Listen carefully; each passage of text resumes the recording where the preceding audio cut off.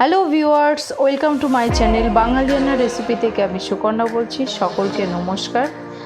আজকে একটা খুব কমন রেসিপি করব, যেটা ছোট থেকে বড় সকলের খুব প্রিয়, শীতকালে আমরা খেয়ে থাকি, গাজরের হালুয়া। তো চলুন কিভাবে করি।